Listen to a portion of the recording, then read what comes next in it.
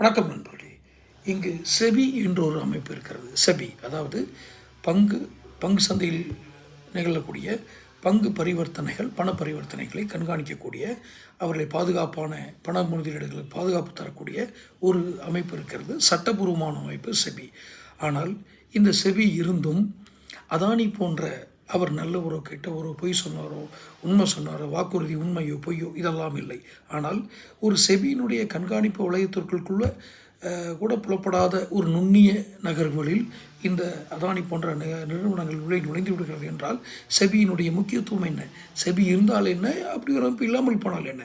அதன் அமைப்பின் தலைவர் மீதே ஒரு குற்றச்சாட்டு வருகிறது. அது பொய்யான குற்றச்சாட்டாக கூட இருக்கட்டும் ஒருவேளை.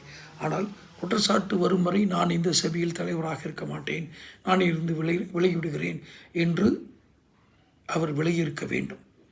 ஏன் செய்யவில்லை? செபியின்